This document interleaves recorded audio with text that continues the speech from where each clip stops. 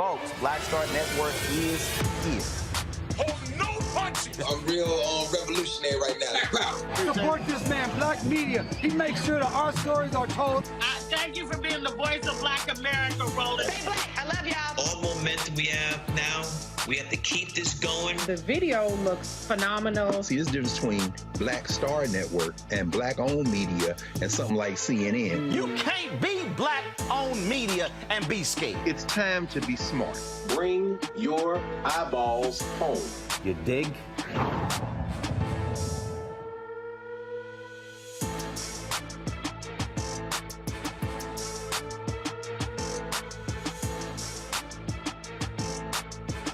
Today is Tuesday, November 22nd, 2022, coming up on Roland Martin Unfiltered on the Black Star Network. Folks, 3 Camden County, Georgia Sheriff's Office employees have been arrested for beating a black man. Jarrett Hobbs Attorney Harry Daniels will join us to discuss this latest development.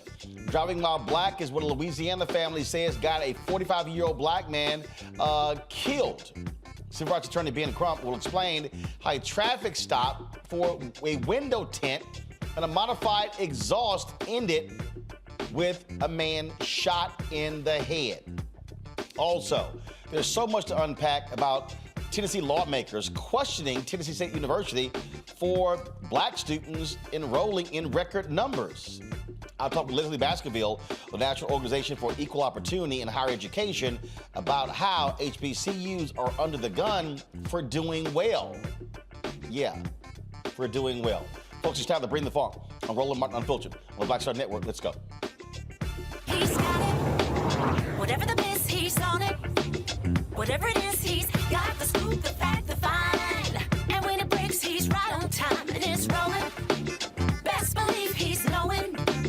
Putting it down from sports to news to politics. With entertainment just for kicks, he's rolling. It's on go, roll, y'all. It's Roland Martin, yeah. Rolling with Roland now. He's funk, he's fresh, he's real, the best, you know he's Roland Martin now.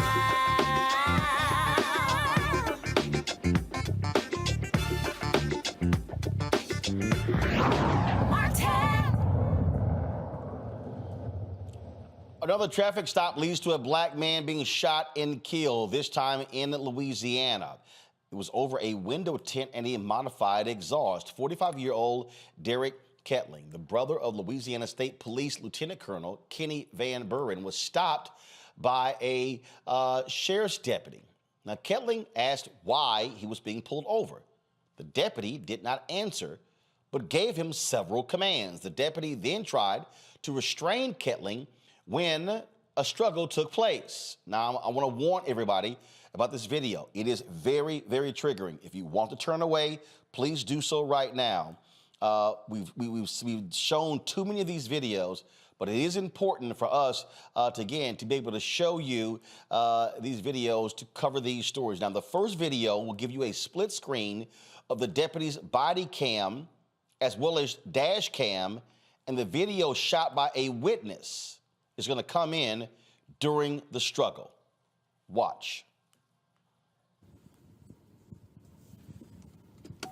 Stay right there. Right here. To the truck. To the truck. Yeah, go to it. Walk over here. Walk over here. Walk to your truck. Stand by 8th and Broadway. To the back of your truck. Show me. Keep your hands out your pockets. Put them on the. Walk to the back of your truck. Walk to the back of your truck. Out with a Silverado temp tag.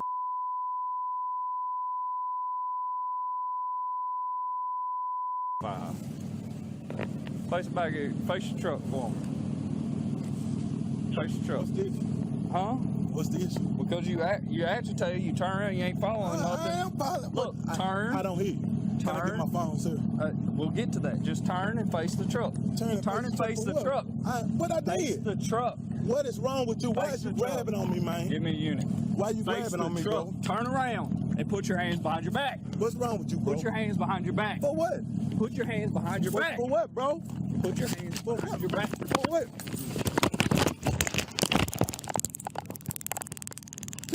1018! Ow! Oh! What you, bro?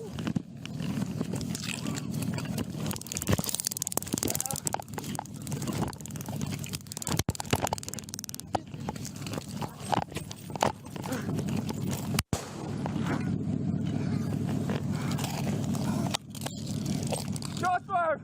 Shots fired!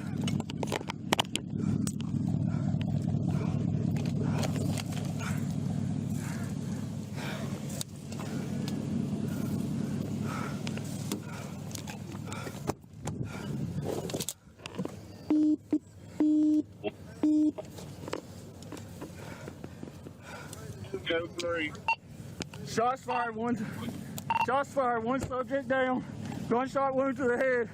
I'm bleeding from my head. Gonna need a Cadian. The Kettling family attorney is Ben Crump. He joins us right now. Ben, we have to, this just continues to happen, and it is as if basic traffic stops lead to black men being killed. Driving while black. Yep. Yet again.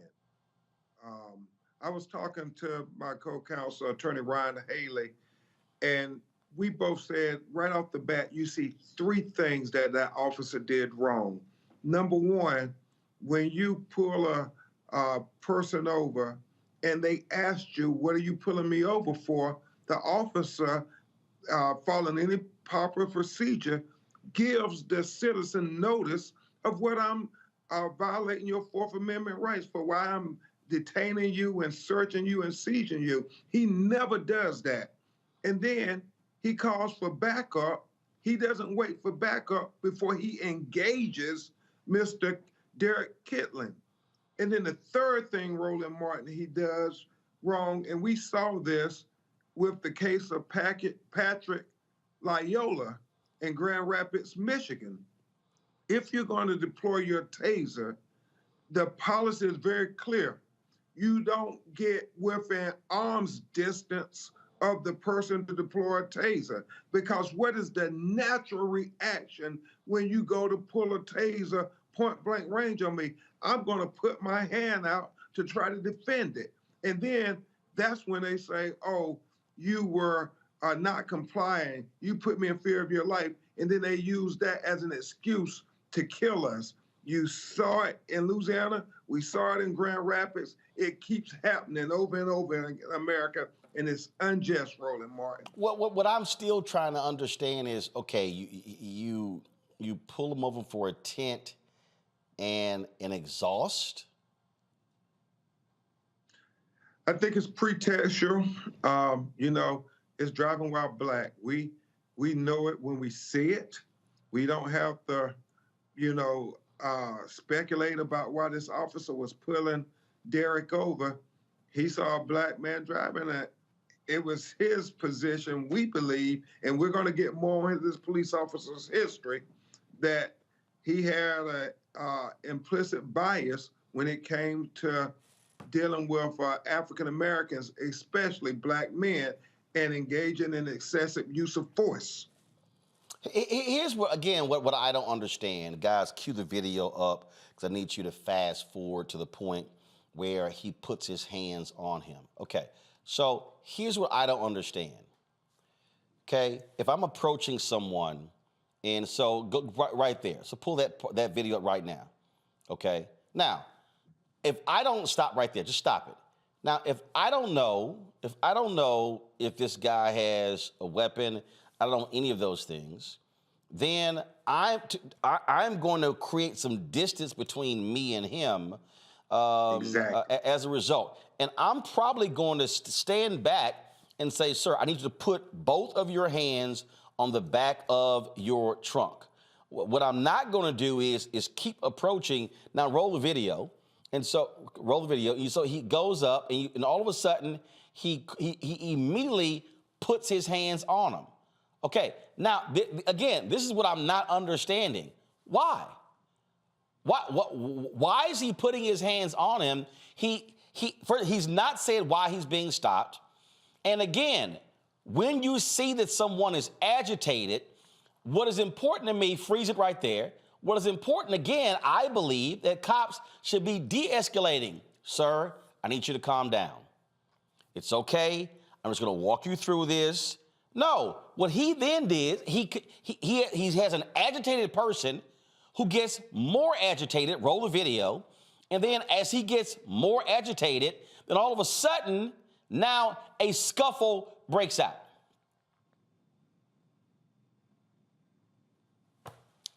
It makes, again, this is the thing, Ben, de-escalation should be the priority of cops. Yeah, Roland, what you have just demonstrated, and we could use you as our expert in the trial, is what police procedure would have instructed him to do. Create distance, use your verbal commands. If you're going to deploy the taser, you deploy it from a safe distance, not only for your safety, but certainly for the citizen's safety. He did none of those things, Roland Martin, and that's why we believe this case is one that warrants this officer to be terminated and charged, because he violated several procedures that led up to the death of a human being who committed no crime. I mean, what is the crime there, Roland Martin? Right, and that's the thing there. Now, again, his brother is a state trooper? His brother is a state trooper, and ironically, his brother is a person who is in the top of the hierarchy in investigating wrongful deaths by police and excessive use of force by police. And obviously, you know, Ronald Green, Alton Sterling, all those type cases. His brother was part of the State Patrol who looked into those cases, and you would think that you wouldn't get the call that your brother has been killed by an officer accused of using excessive force. But what it tells you, Roland Martin, and we should never take it for granted, Black America, but by the grace of God, that could be any of us. Again, just absolutely unbelievable. Ben Crump, glad to have you on the show. Hate to have you on the show as a result of these circumstances. And unfortunately, it just continues to happen to African American men. Has this officer been placed on administrative duty? Is he still working the streets? Well, he's suspended apparently with pay, which is what happens part of the course, Roland. They shoot us and then they get a vacation. Ben Crump, thanks so much. All right, I'm coming back to talk about Banking While Black and Wells Fargo with you next time, bro. All right, sounds great. Let's do it. Thank you, brother. Thank you very much. My pal, Dr. Mustafa Santiago Ali, former senior advisor for the Environmental Justice at the EPA. Mario Solomon Simmons, he's civil rights attorney and founder of Justice for Greenwood. Brianna Cartwright, political strategist. Glad to have all three of you here. I mean, just tomorrow, this week, this happens and over and over and over and over again. And what first happens is people start saying, oh, if only he had complied.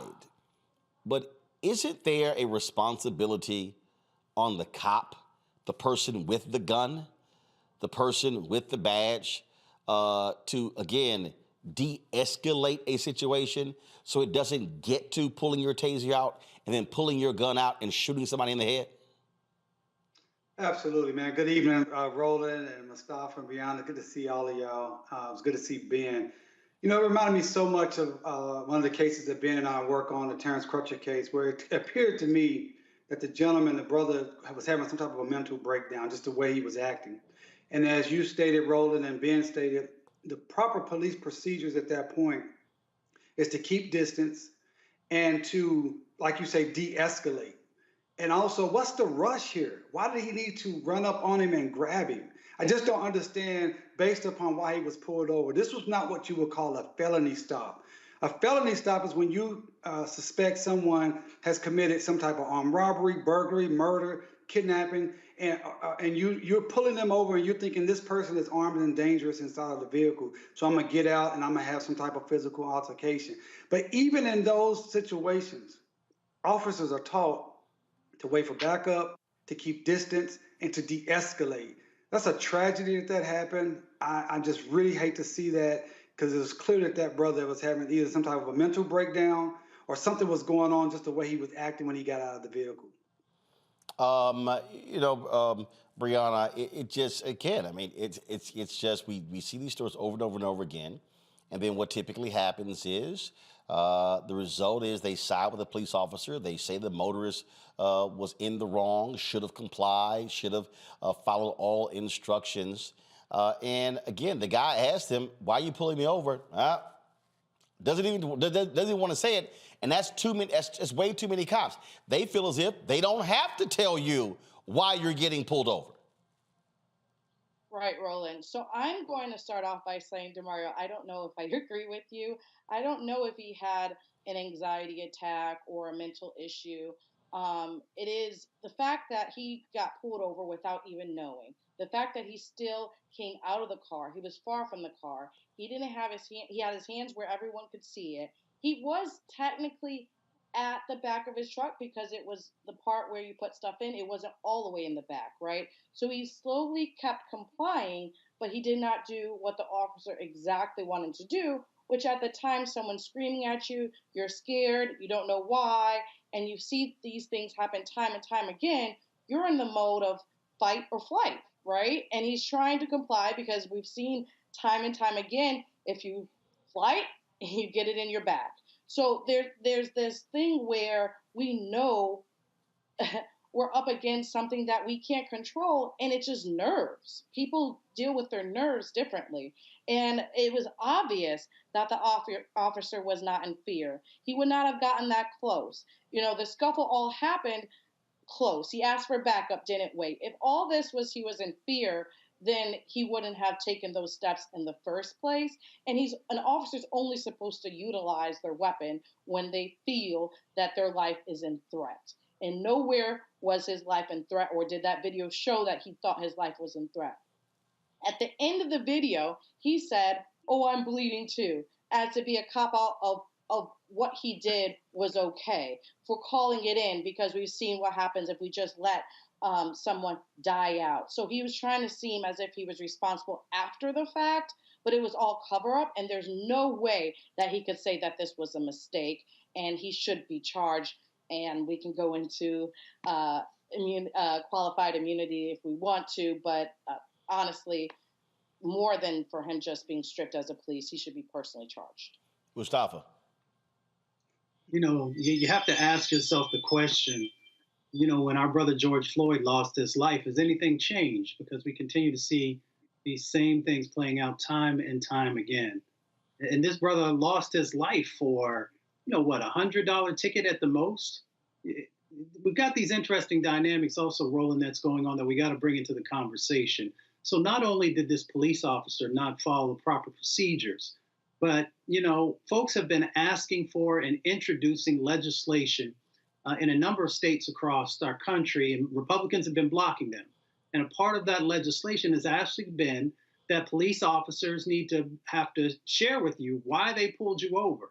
And Republicans have been blocking that. They said it makes a police officer's job tougher and more dangerous. The more dangerous aspect, I can't even begin to fathom what that actually means. So we continue to have these failures in our law enforcement system, from the officers all the way up to these state legislators who refuse to put some basic, very basic types of things in place that help people to have a better understanding of why they got pulled over, and to make sure that those officers are sharing that with them, so at least folks understand where they stand. It is, again, just unfortunate. We'll see what happens next. But again, what often happens in these cases, it's cop gets off and they say, oh, he was justified because his life was in danger. We know exactly how. Yep, go, Amara, go ahead. So just for our audience, you know, if you find yourself in that situation, obviously, that Brianna said, we're up against the odds. But I would strongly recommend that you stay in your vehicle. and that you try to comply with the commands the best way you can, because these things can happen regardless when you do exactly what they say. And therefore, this is a great example that if there's any ambiguity, we're not going to get the benefit of the doubt, particularly out on the street. And once they started struggling for the gun, that's where the problem is going to lie, because the officer is going to say at that point that he was fearing for his life. But he created the situation. That's the legality of it. He created the dangerous situation, so he should not be able to say, oh, because of what I created, I had to protect myself from a legal perspective. Yep. That's exactly what typically happens. All right, folks, got to go to break. We come back. We're going to talk about Tennessee State University being checked by lawmakers because of their population increase, which kind of makes no sense because it's not like they say anything to the University of Tennessee. We have more of that state hearing, and we'll talk about that as well. Also, ruling comes down in Georgia. An appeals court rules against Republicans, saying, yes, early voting can begin on Saturday, November 26th. We'll tell you about that as well. Folks, you should download the Black Star Network app, available on all platforms: Apple phone, Android phone, Apple TV, Android TV, Roku, Amazon Fire TV, Xbox One, Samsung Smart TV. Also, please join our Bring the Funk fan club. Your dollars make it possible for us to do what we do. Please send a check or a money order to P.O. Box 57196, Washington, D.C., 20037-0196. Cash App, $RM Unfiltered. PayPal is R Martin Unfiltered. Venmo is RM Unfiltered. Zelle, Roland at RolandSMartin.com. Roland at RolandMartinUnfiltered.com. And get your copy of my book, White Fear, How the Browning of America is Making White Folks Lose Their Minds. Available on all platforms: Amazon, Barnes & Noble. Also get it at Target. Download it from Audible or order from your favorite black bookstore. We'll be right back.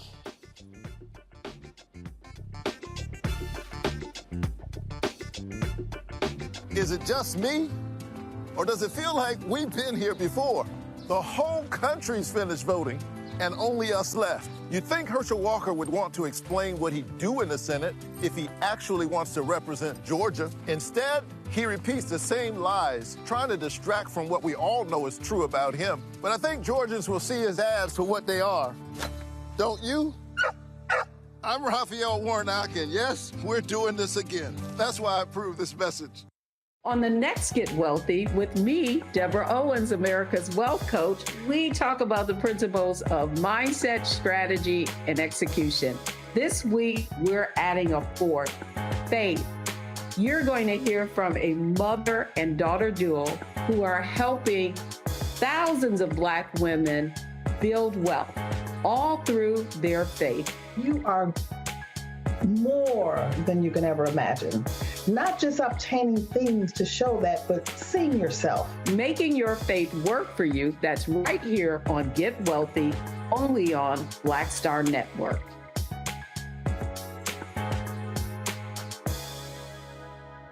Next on the Black Table with me, Greg Carr, we welcome the Black Star Network's very own Roland Martin, who joins us to talk about his new book, White Fear: How the Browning of America is Making White Folks Lose Their Minds.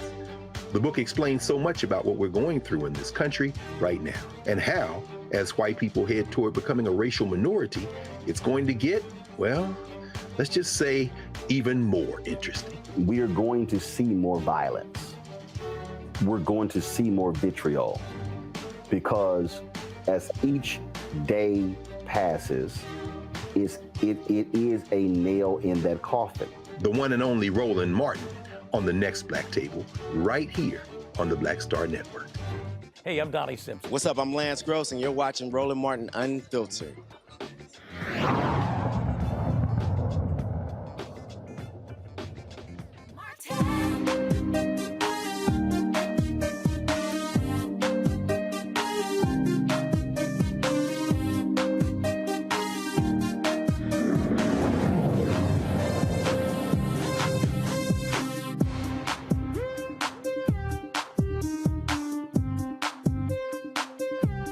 All right, folks, if y'all want more laughter, just we have this hearing in Tennessee where Tennessee lawmakers, white lawmakers, were questioning Tennessee State President Dr. Glenda Glover with regards to this explosion of new enrollees at Tennessee State University. Okay, and they were questioning them over the lack of dorms. Now, keep in mind, this is the same state that owes Tennessee State nearly $600 million. Okay, and so we played some of this yesterday, but you know what? For more laughs, let's play a little bit more today so we can actually show you how seriously stupid and ridiculous these white lawmakers are in Tennessee. Watch. So help me understand management's decision to, knowing that you have a plan to get to 10,000 students. Help me understand management's decision to try and accelerate that plan when you knew you didn't have the physical capacity, that's physical with a PH, physical capacity to house all of those students. Wouldn't it seem more appropriate that you would slowly grow your enrollment to reach your goal by 2028 rather than over-enrolling and essentially costing more money in this first year? We didn't accelerate the growth at all. The students started applying and we fixed an internal problem that allowed us to process applications faster. There has been a holdup in the past years.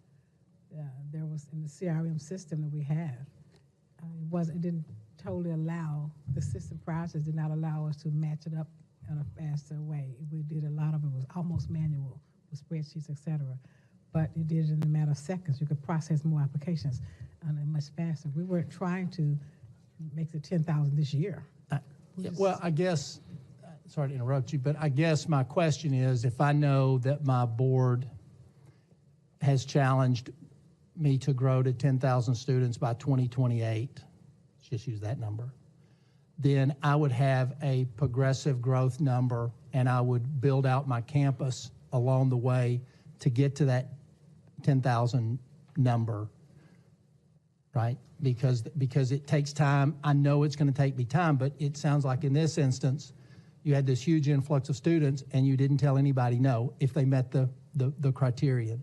You didn't tell anybody no, and so you had all these students on campus or coming to your campus without the physical capacity to handle those students. Now, we understand whether it's UT or it's UT Memphis, that they often over-enroll, and they'll have 400 or 500 students that they have to house off campus for a brief period of time, but then they absorb them in, right? That's what we generally do too. But you're not going to be able to do that this year. We did that last year. That's what we generally do. Yeah. But we had so many more students this year. I have to keep stressing that we're in the middle of an HBCU renaissance when students are coming back to HBCUs. And we're a school of choice. There's a lot going on TSU's on a national stage. And students want to come to TSU. So we didn't over-enroll from that standpoint. It was the housing part of it. We have to, in our minds, separate the right to an education from housing. We have the capacity to teach the students. It's just we don't have the housing capacity. Hard, especially when you look at the fact that the University of Tennessee has had record enrollment the last 2 years, but their facilities are a hell of a lot more advanced and better than Tennessee State University. As I said, folks, the issues that we're talking about exist there. In fact, y'all have the rest of the clip where there was a lawmaker who talked about the issues. I think it was a black lawmaker. Do y'all have that? Okay, because it was after that. It was after that. In fact, let me see if I can find that, because it was that was important because for context, when you're talking about these folks here again, which makes no sense to me, if they're literally sitting here trying to somewhat chastise the president, and what they're doing is actually really trying to build the university. And last I checked, I would think you would want that. You would want that. In fact, the folks at Tennessee Holler, they actually had posted a video of this particular hearing. And let's see here. Here we go. Okay, so here we go. Watch this. teach the students. It's just we don't have the housing capacity. It's almost like the chicken and the egg, right? So you can't request additional funding for dorms if you don't have enrollment. However, if you get the enrollment and you don't have the dorms, my first year in the education committee was in 2018, and TSU was admonished for declining enrollment. And so I think we as a state, it's our responsibility to say, okay, this is where we are. What are we going to do to work together to lift this university up? People from that community who have never had an opportunity to go to college, they want to go to TSU. Use the term aggressive marketing campaign. When we go joining me right now, Dr. Lezli Baskerville, the president and CEO of the National Organization for Equal Opportunity in Higher Education. They advocate for HBCUs in the nation's capital. Leslie, always good to see you. That last point, I think, is what's most important. How in the hell can we admonish them for declining enrollment? And all of a sudden, boom, enrollment increases. We're like, what the hell are y'all doing? Yeah, it is. They suggest that it's a problem. That's not the problem. That's not the problem at all. The problem is that from the inception of HBCUs and until today, HBCUs have been woefully underfunded relative to their missions and relative to the historically white colleges and universities in the states. Tennessee State is an 1890 land-grant institution, an historically black land-grant institution. And one of the persons who spoke was an 1862 land-grant president yesterday, Chattanooga, I believe. And he raised the question about, he said, you all are getting all of these new people. We can't get any black students because Tennessee State, you're getting all of the black students. And so first thought is it's a great thing if President Glover and her board and her team, they're doing a tremendous job. They have new programs. They have new facilities, new infrastructure. They were able to do that because given today's climate, she called it a renaissance of HBCUs, and it truly is a renaissance that came about as the result of the killing of George Floyd in broad daylight and in front of everyone, the Black Lives Matter movement, and then the election of Vice President Harris. Following that, we had an administration and an active Congress that included 59 black members of Congress and others who understand the value of HBCUs and that America can't realize so many of her goals but for HBCUs. And so they invested in HBCUs. And it is the right thing for Tennessee State to seize the moment and to try to resolve what appears to be a challenge while she has a team in Washington. Nafio and others are there making sure that they get the dollars that they have. With regard to the idea that because an HBCU has more black students, an historically white student doesn't get one, is ridiculous. But what it does do, it raises another important issue of today, Roland. It says that the need for affirmative action. And so while we're struggling to get America to realize what she owes HBCUs because of the huge disparities and the vestigial discrimination against them, you've got the Supreme Court listening to the Harvard case and the North Carolina case in which people are once again challenging the utility of taking affirmative steps to include black and brown people in their students, in particular, in their universities. And if Chattanooga had an aggressive and targeted and thoughtful affirmative action plan, there are enough black students who would love to go to college and who, given the resources of many colleges and their mission that does include a diverse environment, would go there. So we do need affirmative action. We need, for example, if Glenda Glover has, as part of her outreach to everyone, students all over the place with far limited resources, financial resources than others. But suppose Chattanooga invested in Roland Martin, in the Black Star Network, in Unfiltered, where they could tap into more than 1 million subscribers, 391 viewers, 391 million viewers. they could tap into the Black community. There's not a dearth of Black students.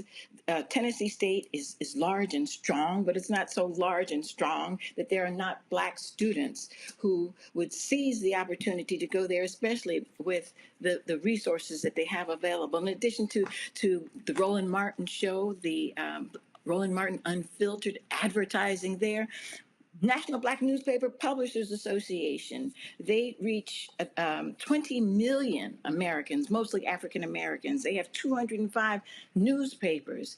If Chattanooga wanted to seek Black students, they could touch them through the National Black Newspapers Publishers Association. And just recently, Cleveland Gary launched the Black Shopping Channel. Black Shopping Channel is the largest multimedia platform in America. They have 250 million subscribers, mostly Black of them, 110 million households, mostly Black of them. So there's room for anyone who wants to have a richly diverse college university. That's if they want to put the work in. That's if they want to put the work in. That's what it boils down to. If they want to put the work in. And so, but I do think it's important that, yes, an allocation was made last year by the legislature, but the reality is the legislature continues to grossly underfund Tennessee State. And again, their own committee has determined that they've underfunded Tennessee State to the tune of nearly $600 million. This is real simple. Give Tennessee State the $600 million, they can build more dorms. They can create a plan. And the other thing that's so stupid here, when you talk about this increased enrollment, not all 2,000 students are going to stay on campus. Yeah. So it's not like, oh my God, we got to build dorms for 2,000. No, look, when I went to Texas A&M, I didn't stay in dorm until the summer of my final year. I lived off campus for 4 years. And so not everyone's going to live in a dorm, but you do have to give the university the resources they need, because as long as you're starving them and making it piecemeal, then they can't fully execute their strategic plan. That's correct. But the other part of it is, and where NAFIO's job comes in as the Membership and Advocacy Association for all the HBCUs, is that the $600 million is a step in the right direction. It's a down payment on a debt that is actually much larger than the $600 million. The $600 million is reflective of a discriminatory policy in Congress that sets the appropriations for the white land-grant institutions substantially higher than the Black land-grant institutions, even today. And it builds into the mandate for the match a much lower base for HBCUs. And so NAFIO's job, while President Glover and the other 105 historically Black presidents and chancellors are fighting where the rubber hits the road, we work both with Congress and the state legislative bodies and in the courts. And in the courts, we are saying that from the beginning, when America established the dual and unequal higher ed system, the white 1862 land grants were given lots of land and required to have an appropriation that would go up so that they could have new programs. To this day, HBCUs did not get the 1890s land grant did not get their land, and there is no requirement that they have an appropriation that goes up. And so we're going to work from the judicial base and from the legislative branch, from the administrative branch, and also work with our members where they are. President Glover is a national figure. She is serving as as the co-chair of President Biden's board of HBCU advisors, and just stepped down from a tenure as AKA president, during which, along with the sisterhood, the first Black sorority, they not only pledged, but gave $100 million to all 4-year HBCUs. So they're doing everything that they can. Black folks are doing everything that they can. And because of the growth in the investment by Congress, by Black folks and others, white folks took notice. Corporations took notice. Mackenzie Scott, 20 to 50 million to about 20 HBCUs. Why? Because they understand that an investment in HBCU is the most cost-efficient and most effective thing that American can do in higher education to close the wealth gap, the higher education gap, the employment gap, the economic gap, the justice and the sustainability gap. That's what's going on. And President Glover needs not to apologize for it. We, those of us who are her champions and the advocates for HBCUs, need to make sure that they have infrastructure dollars sufficient to accommodate that. And there's a bill now that's trying to make its way through Congress. And we will definitely do all that we can to make sure that that question is not raised again. All right, Lezli Baskerville, we appreciate it. Thanks a lot. Thanks for having me, and I congratulate you for all that you do for all of us. And tell Chattanooga to advertise with Roland Martin and Roland Martin Unfiltered, the Black Star Network. Absolutely. Absolutely, Lezli. I appreciate it. Thanks a lot. Let's go about Mustafa Demario as well as Brianna. Here's the thing, Mustafa, that this is real basic. And that is, you're at HBCU, Tennessee State, you're damned if you do, damned if you don't. It's like, oh, hit you with declining enrollment. Well, then we get it up. Oh, now all of a sudden, no, what the hell, you got too many. North Carolina A&T gets slapped with a $2 million fine because they barely went over the cap of out-of-state students, as opposed to them going, maybe we have a university that people kind of want to go to. Why in the hell would you sit here and actually fine them? And so what you're dealing with is these white lawmakers, and again, which is why my book, White Fear, How the Browning of America is Making White Folks Lose Their Minds, is important. It's because they're sitting here like, we don't understand what's going on. Like, why are all these Negroes trying to go to these schools? But again, because of what's happening or not happening at these predominantly white institutions. And this notion as if these people are choosing to go. Okay, they're choosing not to go to the University of Tennessee. They're choosing not to go to Middle Tennessee State. They're choosing to go to Tennessee State. And so what they should be saying is, great, awesome. Hey, Dr. Glover, how can we help? Exactly. Well, quickly, a shout out to all the students at Tennessee State University and Dr. David Padgett, who's been just doing amazing work there for a number of decades now. You know, this is about power. It is always about power with these folks. You know, if we start to do good, then they want to roll you back. And then, of course, if you miss whatever the particular goals are, then they want to hold you accountable for that. It's really interesting. You know, in the state of Tennessee, you've got, 17% of the population is African-American, over 1 million folks. So for them not to be able to get these other schools to be attracting African-American students, there's a reason for that. One of the reasons is that these other schools, in many instances, are not safe spaces. They're not welcoming spaces. So students are choosing, as they should, to go to HBCUs where they know they're going to be appreciated. They're going to get, a stellar education. And they're also going to build the networks that are necessary as you're navigating the workplace. So with all that being said, they actually should have the president coming in and asking the question of how were you able to accomplish this? What are the lessons learned? What are those best practices that you all have in place? And how can we better support you to make sure that it continues to grow out? If they would have paid up that $600 million, the housing would be there. So they, need to take care of that side of the equation. But the other side is you should be learning from people who know how to get the job done and how to attract students. Oh, absolutely. And look, the reality is, Dr. Glover, Brianna, in terms of, obviously, when she was international president of the AKAs, she brought Vice President Kamala Harris there to be a commencement speaker there at the university. And let's just be honest, I'm sure you have some Republican lawmakers who were not happy at all that the vice president was there giving commencement. But the reality is, guess what? That's kind of what happens when you're an HBCU president and you're an AKA and the vice president of the United States is your sorority sister who's also an HBCU graduate. Hello, that's what you're supposed to be doing. You're supposed to be bringing high caliber talent. Trust me, I'm sure these same lawmakers would have had no problem if Donald Trump and a bunch of his cohorts were traveling to the University of Tennessee when he was in the White House. Absolutely. She's exactly where she should have been. And I'm glad for that, for many reasons, as we have 2024 coming up soon. So I'm glad that she was there. I'm glad that she's representing, and I'm glad that she's focusing on HBCUs and her AKA roots. I do believe, I keep hearing about, advertising more in Chattanooga and going to PWIs. And honestly, it's not about we should be pushing Black people to go anywhere. we should allow for the appropriations for the place where whatever student wants to go to. And the fact, he stated they qualified. He said you let everybody in that qualified, and it should continue like that. It shouldn't be, okay, they qualified, and now let's not still let these people in. We should allow Black people who qualify to go to the schools that they want to and progress.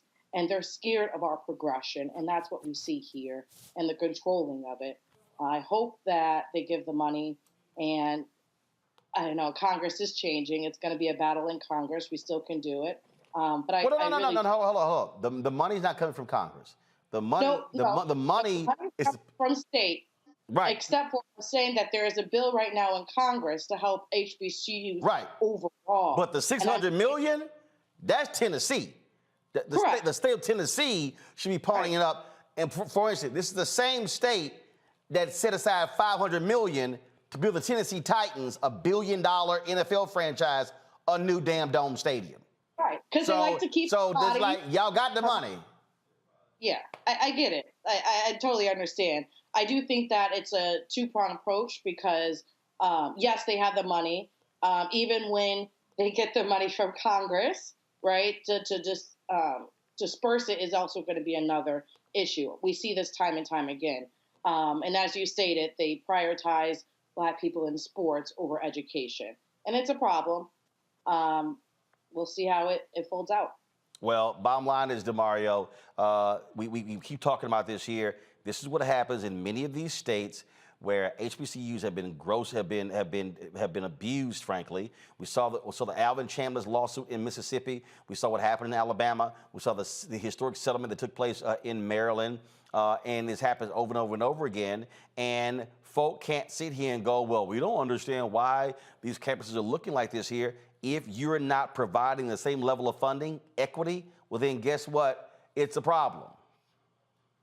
Yeah, and I mean, Mustafa and Brianna have all said such great things that I agree with. Number one, this is about power. They feel in a sense of loss of power, as you talked about in your book, Roland, to even having more Black people educated. Let's be clear. They don't want us educated. They don't want us to have access to real education. So that is a problem for some of them altogether. Then secondly, it's the Black tax, that we have to do more with less. That's what we've always had to do in this country, and it's wrong. And we need that $600 million. I don't know what the mechanism is to make them pay it, but if it's known that they owe $600 million, they need to say it with me, everyone at home. Cut the check. Let's say it again. They need to cut the check so they can build the dorms. And I really like what Brianna highlighted, that they allowed everyone that's qualified. And that's what the president said during that hearing. She said, these students need education, they're qualified for it, and we're going to let them in. There's a difference between housing and a difference between education. And, shout out to Tennessee State. Both my mother-in-law and my father-in-law went to Tennessee State. And Roland, you will love this. My father-in-law was on the 1959 national championship football team, and he's a proud Omega Psi Phi man. I'm sorry, why would I love that? Oh, because I know you love the Qs. Well, you picked on me on AKAs today, so we're even now. No, actually, doggone well, we don't believe in junior organizations, and so we never shout those that are limited in their ability to reach people across the world. So Mustafa and I clearly understand that there's one fraternity, the rest are simply youth groups. So remember that. Remember that. And also, DeMario, take a look here. That's an alpha man giving the 2019 fall commencement speech at Tennessee State University. Yes, wearing the black and all gold, just so you understand how we roll. So there you go. All right, folks. All good. That's how we do it. That's how we do it. All right, got to go to a break. We come back. Remember the cops that beat up the brother in jail in Georgia? Well, guess what? They have been arrested. We'll talk with the attorney, the man who was brutally beaten, when we come back on Roland Martin Unfiltered right here on the Black Star Network. Be sure to download the Black Star Network app, available on all platforms: Apple phone, Android phone, Apple TV, Android TV, Roku, Amazon Fire TV, Xbox One, Samsung Smart TV, and of course you can also support us by joining our Bring the Funk fan club. Your dollars make it possible for us to do what we do. Send your check and money orders to P.O. Box 57196, Washington, D.C. 20037-0196. Cash App, $RM Unfiltered. PayPal's R Martin Unfiltered. Venmo is RM Unfiltered. Zelle, Roland at RolandSMartin.com. Roland at RolandMartinUnfiltered.com.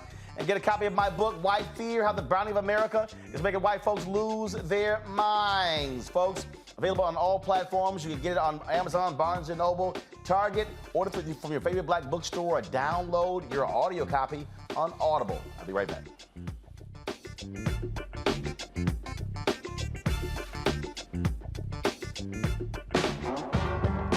Don't wait till November 8th. We can vote today. Your early vote started this week. We're on Savannah State University's campus. We will be dorm storming today, giving out treats for everyone. We hope to see everyone at the polls when it comes to November. If you believe we got power, let them know. Make some noise. Put a fist up. I need to see a fist in the air because we got power. Come on, you put it up. Come get your shirt. We're out here in the streets of Savannah, Georgia. James, do not forget to go vote. I got you. If we vote the right people in, we can make a change. We can get these resources in our community.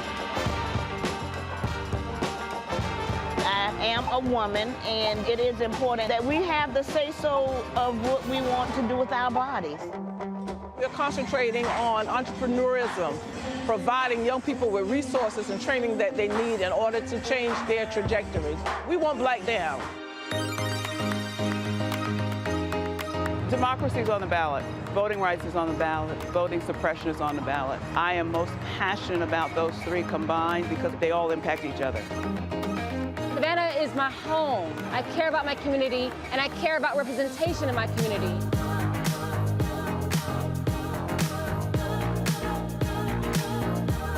Our voices are still going to be heard no matter what kind of obstacles try to come up against us to stop us from voting. We're still going to be standing our ground. I see the effort that's being made to keep our communities from voting, so that makes me realize it's even more important, because if it wasn't important, they wouldn't be fighting to make sure we couldn't vote. This doesn't stop this year. This is a forever movement.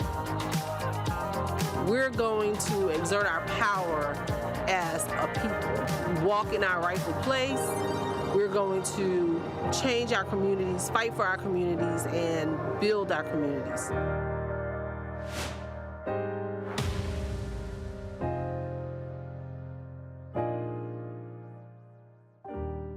Riddle. What's up, y'all? I'm Will Packard. I'm Chrisette Michelle. Hi, I'm Chaley Rose, and you're watching Roland Martin Unfiltered.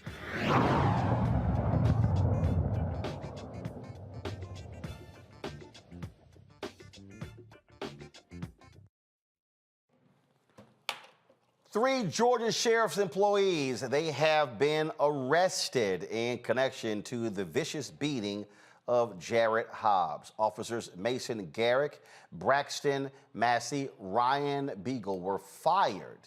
That's right, were fired and charged with battery of an inmate and violating the oath of office. The Georgia Bureau of Investigation and the Camden County Sheriff's Office started an investigation following the September beating of Hobbs in Camden County Detention Center. All 3 officers have been booked and sent to the same Camden County Public Safety Complex where Hobbs was initially detained. Joining me now is the attorney, one of the attorneys for Jarrett Hobbs, Harry Daniels. Harry, let's just be clear. This video going viral is why these cops were arrested.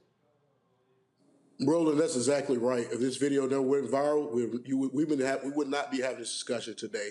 Let's make no mistake about it. This is something, a CYA tactic by the sheriff in Camden County.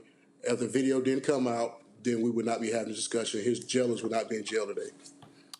And so, because it happened in September, when did the investigation start? Well, the investigation started once we released the video. This happened September the 3rd. The local NAACP president, Mr. Timothy Bassett Jr., he actually traveled to Camden County and inquired about what happened to Mr. Hobbs.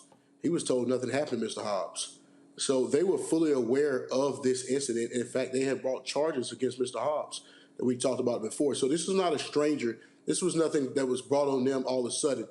They knew about it, and it took the GBI a matter of days to bring charges. They traveled to North Carolina, spoke to Mr. Hobbs. I traveled along with them, and within a matter of days, they brought charges. And we was aware that charges would be brought sometime this week before Thanksgiving. So we wasn't shocked of the charge being brought.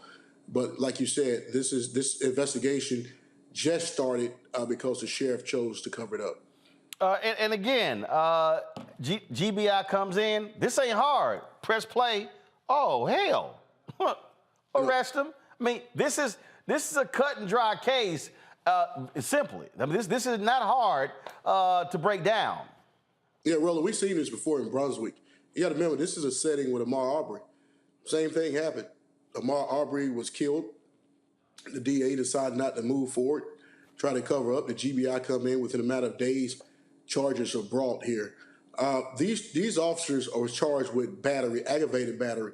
That's a felony to carry 20 years in the state of Georgia in violation of oath of office, because in order to be charged with aggravated battery, you have to render one person's body part useless. So it's probable cause and evidence, and it's factual, and it's clear evidence that Mr. Hobbs, one of his body parts was rendered useless as a result of this beating. So these officers facing 25 years apiece. This is not misdemeanors. These are felonies charges. Certainly that is good news. Being charged is one thing. Being convicted is another. Hey, man, you jumped on the spot. First of all, we're not going to scream Jubilee to the heavens. Being charged is one thing, but we need a prosecution, a thorough, a legitimate prosecution. We want a conviction, and we want a prison sentence. Let's make no mistake about it. The first step is the charge and the arrest, but we want the final acts to be carried out. And what's the final acts? Conviction and a prison sentence. That will send a message across the nation of people who are in situations who wear badges, that you don't do this to people. It doesn't matter the condition, the position they're in. Humanity is at foot here. When you treat another human being like that, there's the consequences. It doesn't matter if you wear a badge, shield, or star. You know, the GBI director, he summed it up when they asked the question. When you saw the video, when they asked the GBI director, when he saw the video, how did he feel? He said he was shocked as a citizen. He was in disbelief. You know, but this has been going on for a while. They just got caught today. They just got caught. And, you know, hopefully this opened up Pandora's box and so many other things that's happening, not only in Camden County, but it happened around the nation. Because I appreciate good law enforcement. I support good law enforcement. I do not support rogue officers and bad law enforcement. And we never will. And we take it a point, our life works to bring justice and fight for people's civil rights when things like this happen. Well, I also believe that the Civil Rights Division of the Department of Justice should also, again, they can be tried and convicted in state court, but they can also be hit with federal charges as well. So hopefully that happens too. Right. Where we like this, we have petitioned, sent a request to Christian Clark's office for the Civil Rights Division of the Department of Justice. They have received our requests. Let me be very clear. We are looking at this thing not just as a violation of his constitutional rights by people who wear a badge, shield, or star, but we have asked them to look at this, look at Camden County as a whole, any systemic abuse of force, and not just that, but to look at this matter as whether it's racially motivated. The federal government had the resources to find out if this was racially motivated. The video is clear. You see a black man being beaten by white police officers. Let's not forget about this elephant in the room. It could be more there than what it meets the eye. So we've asked for a thorough investigation. Mr. Hobbs is very happy that arrest has happened. He knows a long way to recovery. But we're gonna stay on this story. And I appreciate you guys for being on this story and keeping this thing in the front. All right, Harry Daniels, we appreciate it, man. Thanks a lot. Hey, man, ain't nothing like the Q Sci-Fi, though. Well, another little youth group. Another little youth group member. It's all First good. fraternity found on HBCU. Come on now. Y'all couldn't get into Alpha. You had to go somewhere. It's all good. Well, you know the history. Yeah, you do know the history. Alpha's your daddy. All right. All right. We appreciate it. Y'all walk into that one every single time. I don't know why y'all do it. I'll keep tell y'all. DeMario, y'all want none of this. You know it. You want none of this. That's right, Brother Daniels. I appreciate you. Let him know what it is. We won't be intimidated. We know it's your show. We will not be intimidated. Q's don't back down, boy. Y'all back down, but you will back up. Yes. All right, man, Brother Daniels, I appreciate you, Team Rue. I appreciate that. We need to let Roland know what it is. Oh, please, you know, I appreciate you guys. Thank you for all the work y'all do. And like I said, this is a very serious matter. I appreciate you. And I appreciate you, Roland, for allowing us to come on and bring it to your viewers. Well, y'all have a good night. I appreciate you. Have a great Thanksgiving. We're going to keep pressing the case. We appreciate it. Thanks a lot. Another perfect example, Brianna, without video, we're not having this conversation. Right. Absolutely. I was going to ask him a question of how they were able to get the video, because one thing he said, it opens up a Pandora box. It wasn't that it was the first time, but it was the first time they got caught. And I'm so glad that this man Hobbs is now receiving some justice. To see that video was excruciating, very, very painful. There was 5 on 1. I don't know why that would even need to happen. He was eating a sandwich and they went for his neck. You see other inmates in the background. It was very violent, very disturbing. But I have a lot of questions, more than answers. So I will definitely be watching this case closely. I saw, 5 officers. We said 3 was arrested, and we'll now see if they will actually get any, if they'll be persecuted. So we'll see what comes. Mustafa, look, I mean, again, when these cases happen, they happen over and over and over again. And this Biden Department of Justice Civil Rights Division, led by Kristen Clark, I mean, they have gotten a number of jail wardens, corrections officers, sheriff's deputies arrested, charged, indicted, and actually convicted for the type of abuse that we saw right there. And that's what needs to happen. Yeah, we got to have both these civil and criminal sets of actions that are going on, and we got to make sure that folks understand that people are paying attention, that they're watching, and that when you break the law, exactly what we saw that they did, that there are going to be repercussions, that you're going to be held to the same level of the law as everyone else, and that means that not only are you going to catch fines, but you're also going to spend time behind bars. And as that becomes more commonplace as our good brother just shared with us, that we find these situations that folks will begin to, I think it'll move into the culture of law enforcement and let them know that when they do these types of things, that there are going to be repercussions. And that changes the culture. It's slow, and we would love for it to happen faster, but with the Department of Justice and other holding people accountable, I think it does matter, and I think it will begin to change some of these dynamics, along with all the other work that we have to do. We talk a lot about, again, reforming police departments, but we also have got to be reforming these jails and prisons, DeMario. Yeah, I want to address a couple of things. Number one, I believe the family probably got access to this through what's called an open records request or a freedom of information request.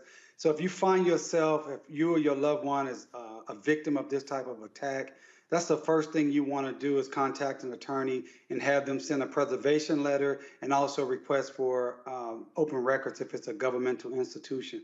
That's number one. The second thing I wanted to say is I want to know the black officer that was in the video.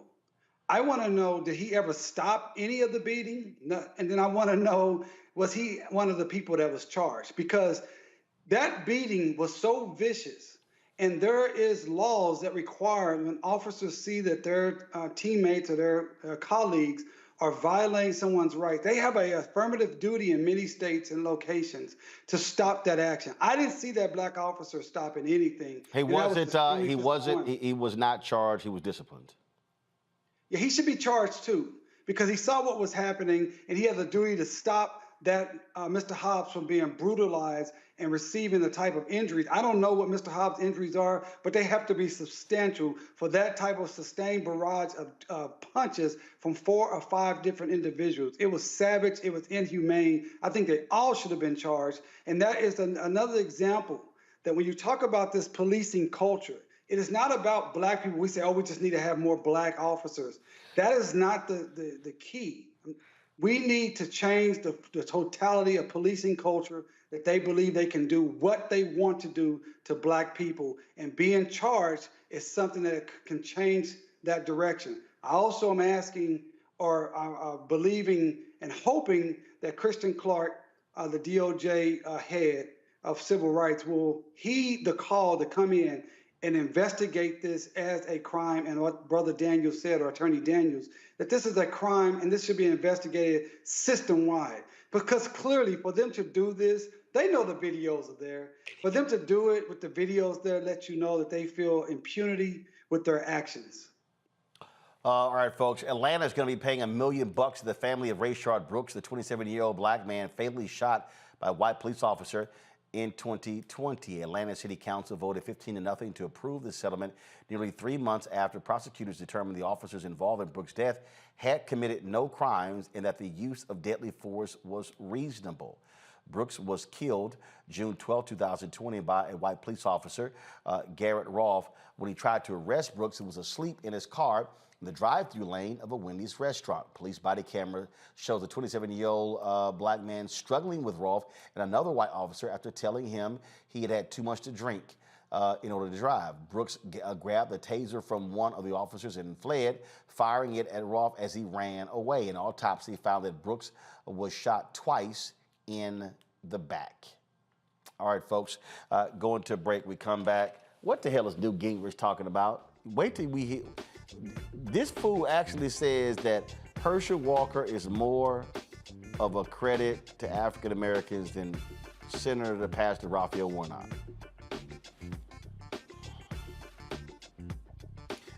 Newt, if you don't sit your dumb ass down somewhere, man, come on. And also, a Georgia appeals court makes it clear early voting can take place beginning on Saturday, November 26th. We'll tell you about that as well. Republicans lose in court. You're watching Roland Martin Unfiltered on the Black Star Network. Is it just me? Or does it feel like we've been here before?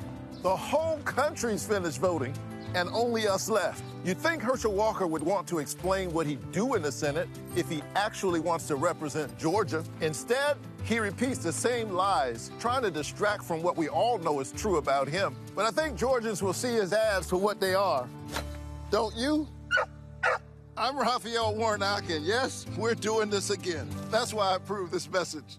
Next on the Black Table with me, Greg Carr, we welcome the Black Star Network's very own Roland Martin, who joins us to talk about his new book, White Fear, how the browning of America is making white folks lose their minds.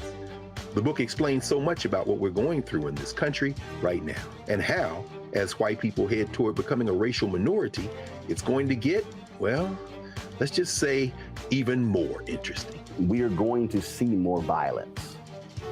We're going to see more vitriol, because as each day passes, it is a nail in that coffin.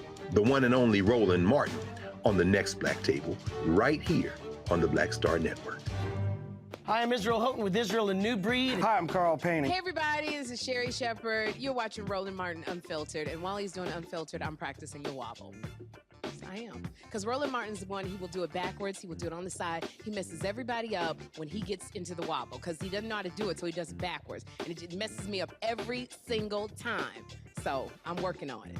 I got it. You got Roland Martin.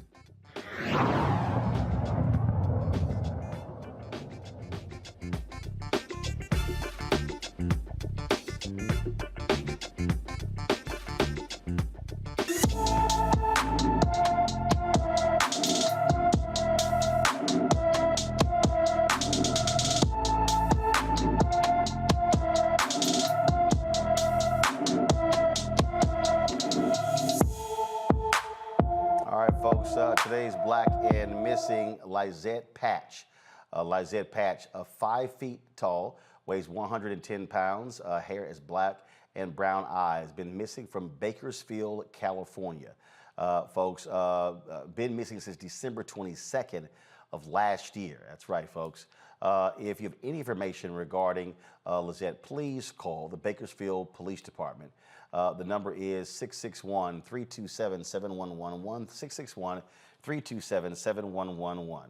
All right, folks, early voting begins in Georgia on Saturday after a Georgia appeals court ruled against Republicans who were trying to stop early voting from that date. The law was changed in Georgia where they said you could not have voting taking place 1 or 2 days after a holiday. Well, after 2020, they moved the runoff from 2 months away to 1 month, causing some confusion. The court's rule, legislative, what their intent was actually wrong. So they ruled in favor of Senator Warnock as well as the Democrats. Republicans are going to appeal that ruling to the state Supreme Court. Speaking of that Georgia race, the former congressman and the Speaker of the House, Republican Speaker of the House, Newt Gingrich, said one of the dumbest things you've ever heard in your life, y'all. He said that having a black person like Herschel Walker in the United States Senate would be a dramatic improvement over Senator Raphael Warnock. You want to listen to an idiot? Here you go. I think that Herschel Walker has the courage, the integrity to be a really remarkable U.S. Senator. Yes. And I think having an African-American with his background, somebody who's good at business, somebody who's given over 400 speeches on military bases to help young people dealing with PTSD because of his own experience with having had concussions, playing football and in mixed martial arts.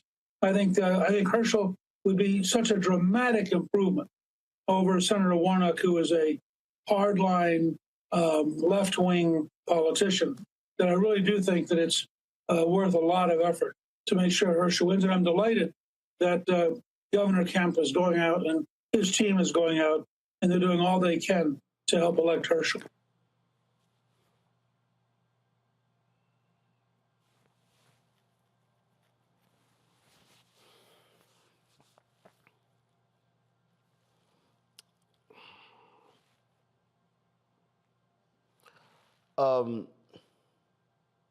Newt, this who you talking about? This Herschel?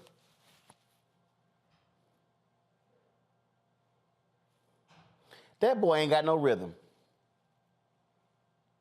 I don't even know what the hell. These white Republicans are so desperate for anybody black. I mean, they are desperate for anybody black. He started off by saying his record in business. He lied. Herschel Walker literally lied about his success as a business owner. Herschel Walker has lied about being valedictorian, lied about being an FBI agent, lied about being a cop. He's lied about paying for abortions. In fact, one of the women accusing him is going to have a news conference, and she said she got audio recordings of his lying ass. But then again, this is the same Newt Gingrich who left his wife, who was in a hospital bed, for his side piece.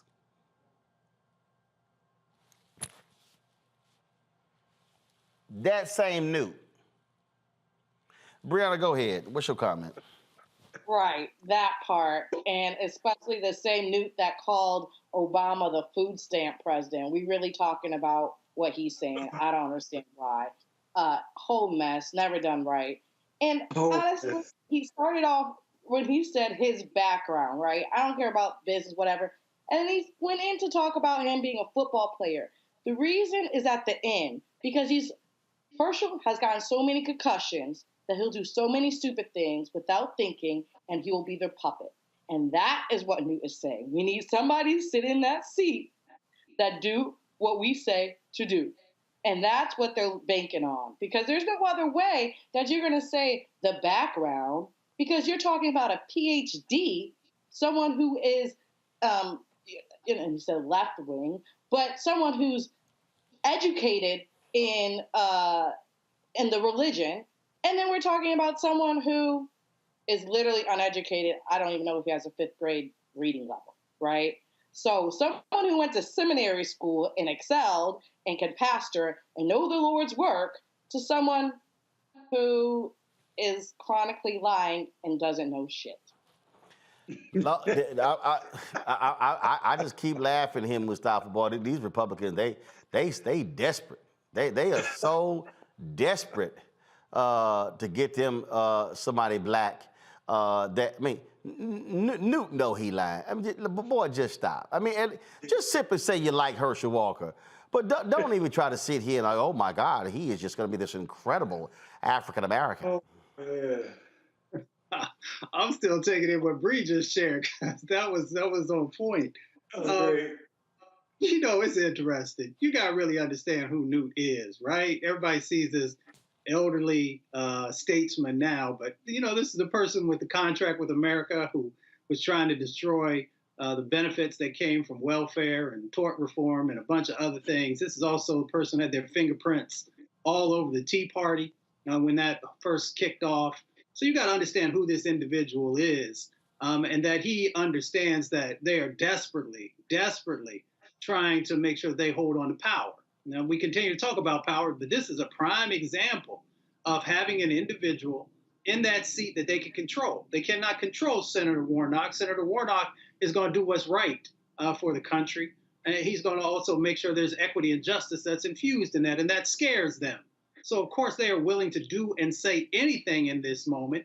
And for them to infuse integrity into the conversation, you know, Brother Herschel Walker has not shown integrity in anything that I've seen over the last 30 plus years. So I'm not sure. He also has showed his lack of understanding and education around critical elements, whether we're talking about the environment and the silly comments that he made about that, his comments around business and trying to parrot some of the things that Donald Trump has said, and a number of other aspects that show that you are not prepared for one of the most important positions that is inside of our government. And for them to be willing to allow him to have the space to hold that position shows that they do not truly care about democracy. They don't care about the state of Georgia. And they most definitely don't care about the impacts that are happening in Black and brown communities, because you never hear Herschel Walker talk about those impacts and what his ideas are, let alone sharing with the country, what are your policies? That's the important question. What are your policies? And because he cannot articulate that, that shows that he is not ready for prime time, and he's most definitely not ready to be the next senator from the state of Georgia, and why Senator Warnock is. DeMario? First of all, I just really want to go back to what Brianna said, a whole mess. I just wrote that down. I love that with Herschel Walker. You know, Herschel Walker used to be one of my favorite football players when I was growing up, and he was at the Cowboys. I was very sad when he got traded away.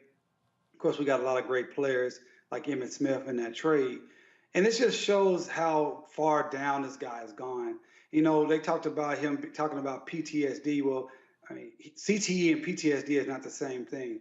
You've already stated about Newt Gingrich, you know, who he is. This is a guy, he's a liar, he's a cheater, he's corrupt.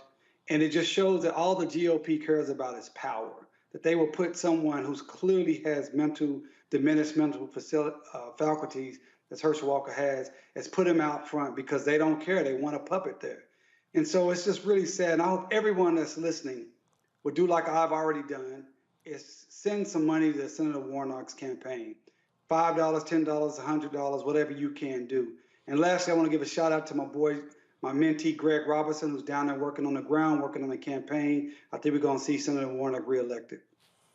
All right, folks. The Supreme Court, they have dismissed the voices of Black and Latino voters in a court challenge. The court declined to hear an appeal by Black and Hispanic voters in Texas about how Texas state maps intentionally dilute minority voting power. The dispute focuses on Senate District 10 in Tarrant County, Texas, and a ruling by a panel of 3 judges on the district court who believed that the new state Senate map disproportionately impacted minority voters. However, the judges found no evidence indicating that the legislature's intent was racial.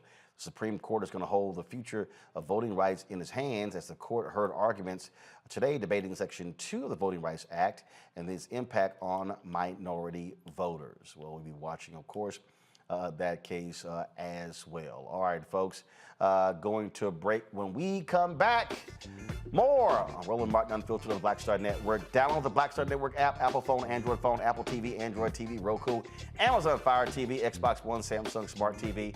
And of course, you can also support us with joining our Bring the Funk fan club. Send your check and money orders to P.O. Box 57196, Washington, D.C. 20037. That's 0196. Cash App is $RM Unfiltered. PayPal is R Martin Unfiltered. Venmo is RM Unfiltered. Zelle is Roland@RolandSMartin.com. Roland@RolandMartinUnfiltered.com. And get a copy of my book, White Fear: How the Browning of America is Making White Folks Lose Their Minds. Are you available at all bookstores, Barnes & Noble, Amazon, Target? Download it from Audible and order it from your favorite black bookstore. We'll be right back. I am on screen, and I am representing what a black man is to the entire world that's going to see this. And this might be the only black man, a representation of a black man that they see. Right. So I am responsible. Right. For how they see black men. And it's my responsibility to, if I am not playing an upstanding, honorable, someone with a strong principle or moral core, to make sure that this character is so specific, right, that it is him, not black men. And I wish that more actors would realize how important their position is as an actor of color, playing people of color on screen. Because there are people that see us all over the world in these different images that we portray.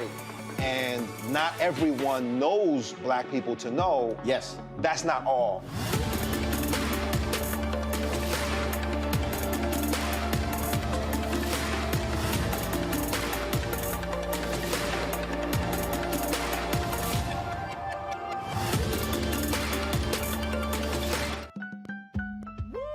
We're all impacted by the culture, whether we know it or not. From politics to music and entertainment, it's a huge part of our lives, and we're going to talk about it every day right here on The Culture with me, Faraji Muhammad, only on the Black Star Network. You want me to do something crazy, but I don't know what to do. I'd rather just sit here. Hi, this is Cheryl Lee Ralph, and you are watching Roland Martin Unfiltered. I mean, could it be any other way? Really? It's Roland Martin.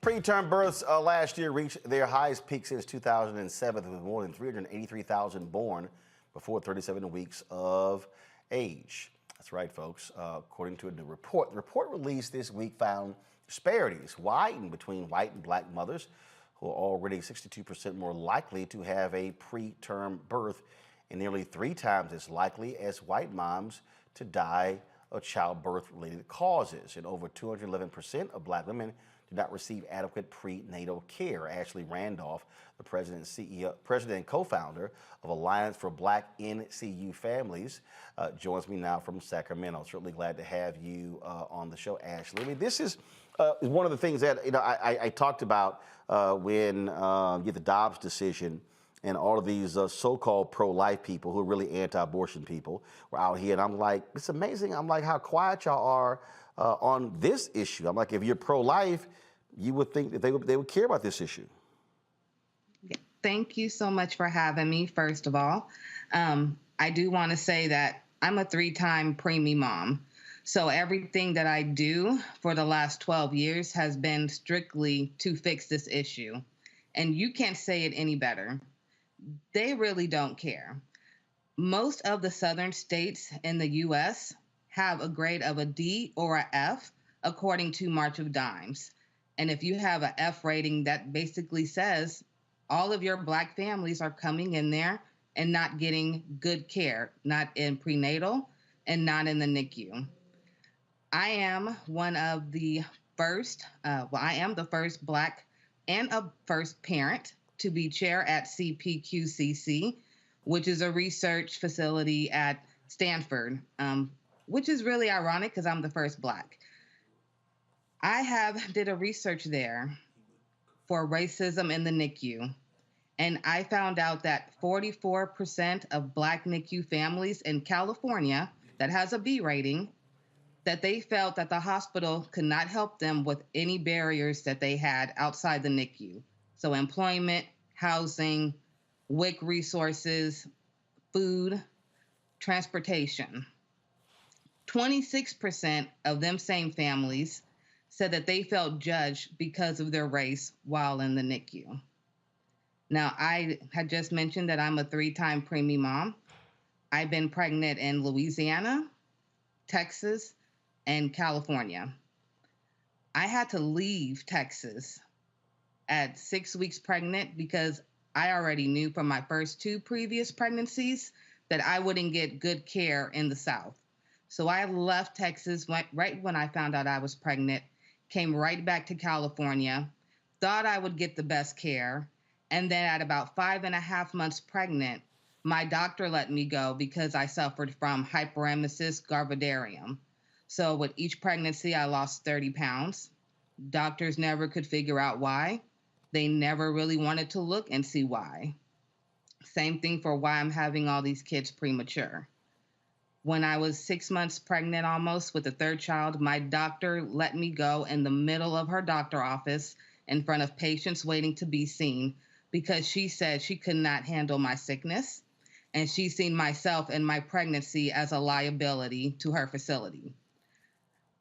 That is what jump-started all of this. I initially started with my first nonprofit called Glow Preemies, which stays with Black NICU families from the NICU and high-risk pregnancy. So if you do already have a prior child in the NICU and you're high-risk pregnant, give us a call. We stay with you until you're 18. We're the only nonprofit that does that. I know because, like I said, I'm a mom of 3. My oldest is 12. It took me 12 years, even as this powerful advocate, to get my son finally diagnosed with ADHD last week. 12 years. So the thing that jumps out at me here is that, again, when you hear the conversation that out there in the public space, you're not hearing lots of dialogue again about this issue.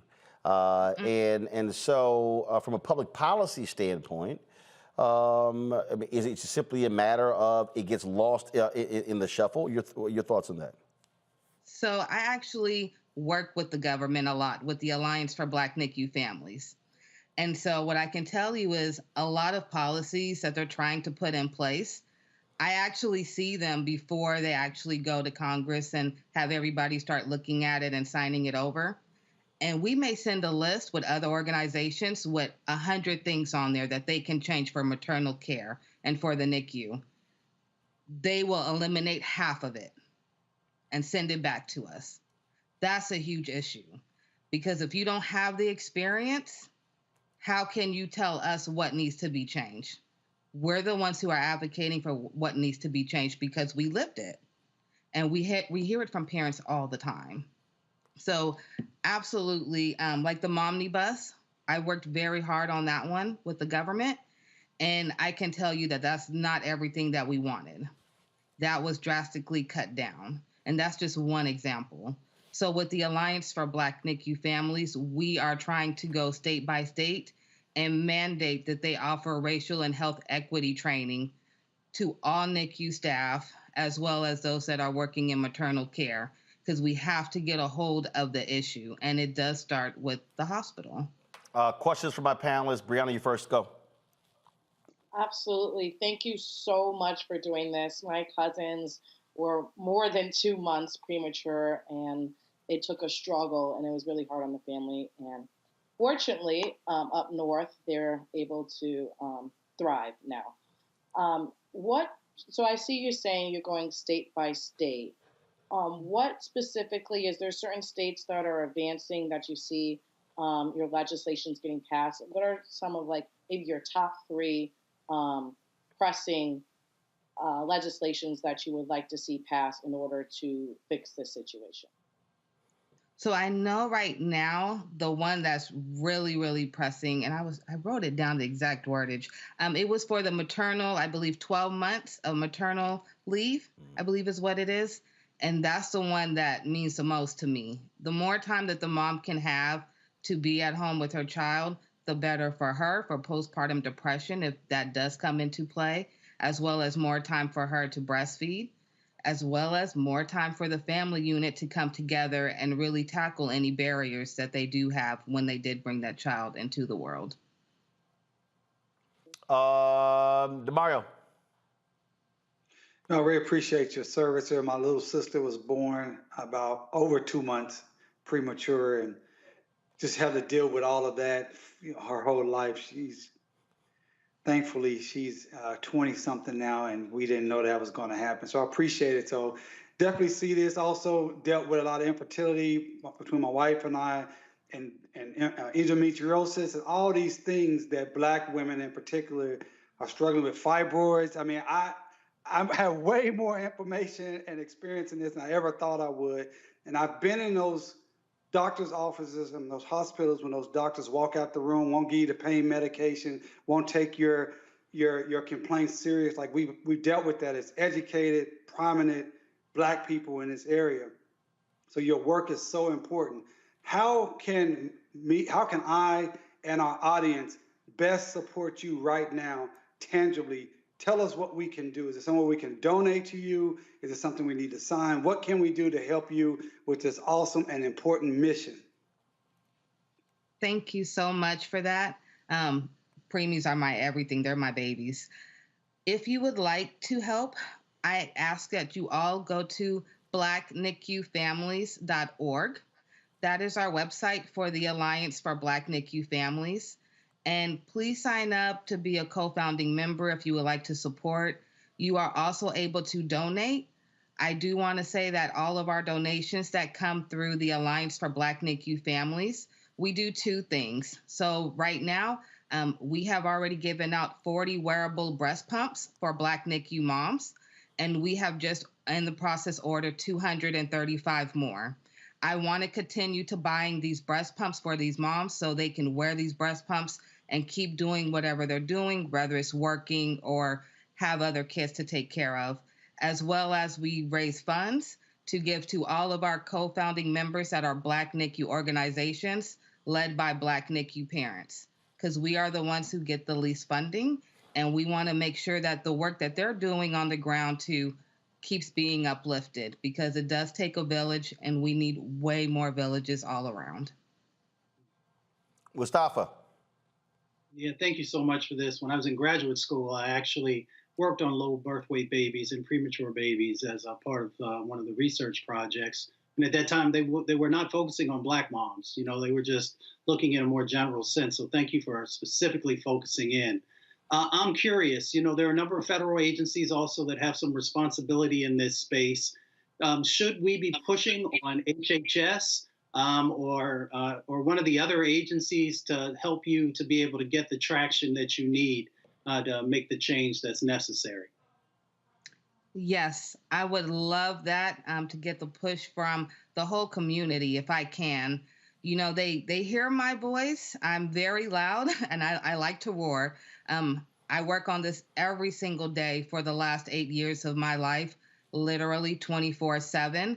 I am with my kids when I can, but I am so passionate about getting all these rates reduced. So if I can get any help from you guys to help push the government to assist us, or any agencies to assist us, please do. We are forever grateful. We have to save our babies. And like we had talked about earlier, it can last forever. So the NICU stay does not just end when you leave the NICU. It can stay with them parents for a very long time. And we need to make a generational change, and we need to make it now. All right then, Ashley Randolph, we appreciate it. Thanks a lot. Thank you. All right, folks, time for Marketplace.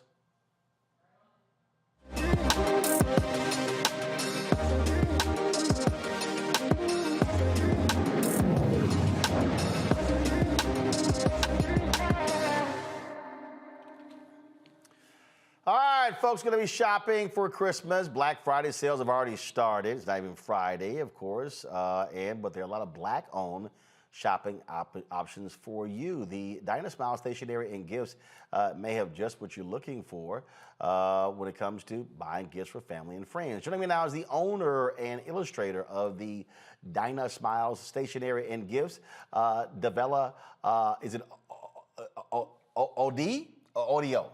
It's Davia Odoy. Sorry, Davia Odoy from Stockbridge, Georgia. All right, glad to have you on the show. So, thank you for having me. So, stationery and gifts. Explain, because we're now living in the technology age. Folks still writing on stuff? Yes, people love to write, and that's what I have to offer. I have been an illustrator my entire life, a professional illustrator since 2005.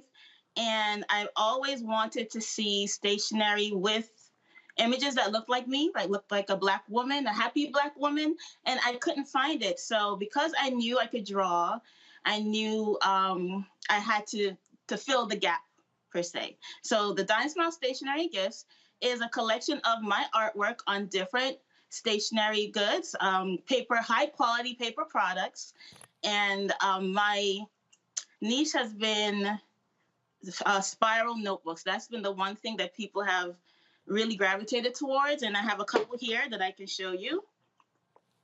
And it's just been a passion of mine to just illustrate happy characters, because we need to see more things that look like us. So that's the void that I've been filling for the past few years, and it's just been something that has blessed my family and those around me, and I'm very, very grateful to be able to bring something like this to the marketplace. So how many different products do you have? Wow, that's a good question. I have over 100 products currently, because we as Black women, we come in so many variations, beautiful skin tones and hairstyles. We're always, rocking beautiful different hairstyles. So I wanted to capture that in my products.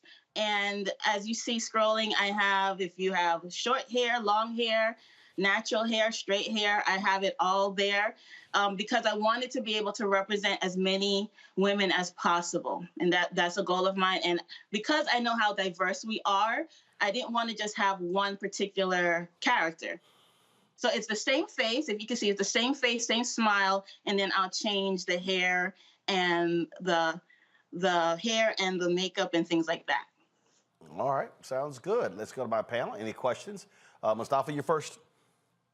What inspired you to bring this really innovative product to market? What inspired me way back when I was shopping for bridal shower invitations, and I could not find anything that I liked. Nothing resonated with me in the marketplace at that time. And so my husband encouraged me to create something. So we didn't, just like every other entrepreneur, we didn't know exactly what we were doing, but we knew we had to do something. So we started the process, and now fast forward to today, I have a plethora of products with my artwork. I've been able to source high quality vendors who take my art and will put it on substantial items like notebooks. I see scrolling, there's phone cases, there's so many different things with my artwork. And it's just one step after the other, and I just kept going. DeMario. I write in a journal every morning, or most mornings, and so I definitely appreciate this product. How's the best way for our audience to get with you, to be able to get this ordered and make sure it's here in time to give it to our loved ones for Christmas and for Kwanzaa? Sure. The best way to order is through my online website at thedynasmiles.com. That's THEDYNASMILES.com, thedynasmiles.com. Orders that are placed between today and next week, we have a cutoff of December 8th. So as long as it's in by December 8th, you should be able to get it in time for Christmas and Kwanzaa. Brianna. Great. Thank you so much for this. I have two questions. One, sure. We see your lovely tote bags, and we saw your iPhone cases and your notebooks. Is there any other products that you have your artwork on, such as calendars, agendas. What are the other artwork you have what other products do you have your artwork on? Sure. I currently have my artwork on stationery goods, which include notebooks, designer journals. I used to carry a planner. I'm going to bring that back in the future. Because of 2020, I know a lot of families were rocked with 2020, and it did the same with me and my family. So we're in a process of a rejuvenation, of starting again. So like on the screen, that is an agenda that I offered in the past. So I will be bringing that back. But currently I have designer journals, and the newest thing that I have to offer, these are daily notepads where you can fill out the information to get yourself organized for the day. And it's a tear off notepad. So once you're done with the day, you can tear off the page and put it in your, if you have a binder, you want to keep it, or if you're not, if it's not needed, you can always just rip it off and go on to the next. So this is the newest thing that I'm offering, daily agendas, where it's in a notepad form. All right then, folks. It is Dinah Smiles Stationery and Gifts.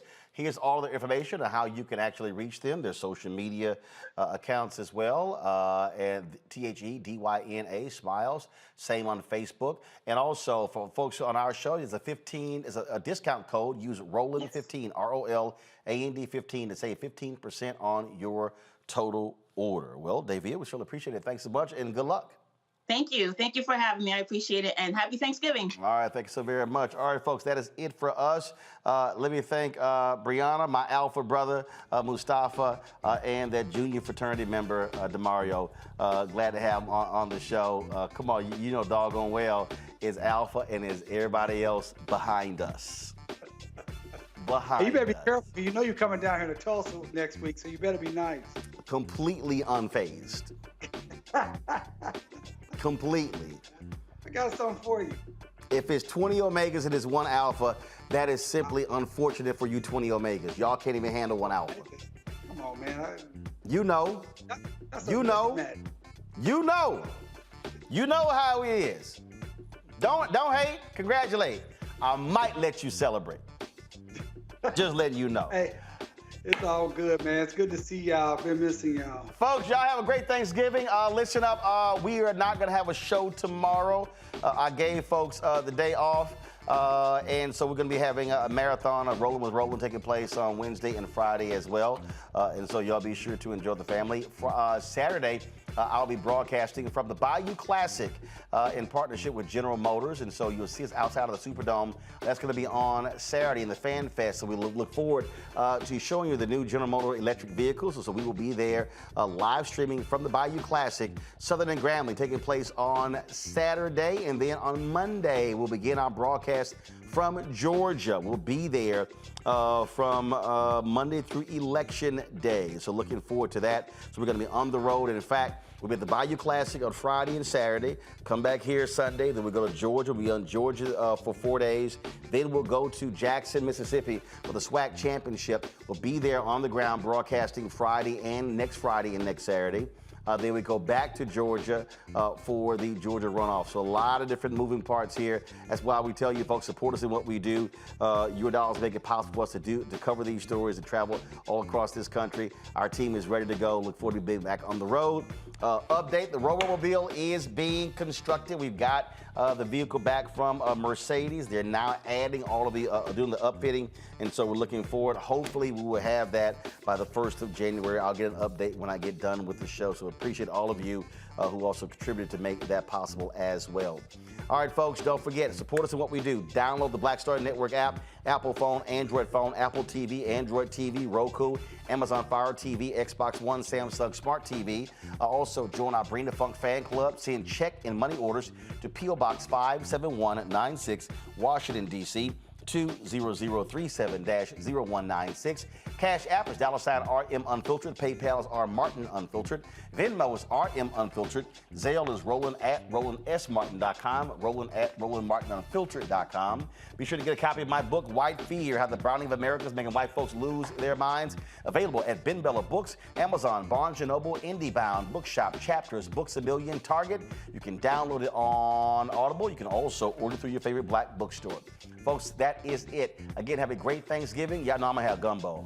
Y'all can keep that turkey. My brother, I'm sure they're going to be having turkey and dressing. Uncle Roro going to be having gumbo. Just letting y'all know how I roll every Thanksgiving. So, Reggie, y'all had that gumbo pot straight, all right? All right, folks, that's it. Y'all have a great one. I'll see you again this weekend from the Bayou Classic in New Orleans.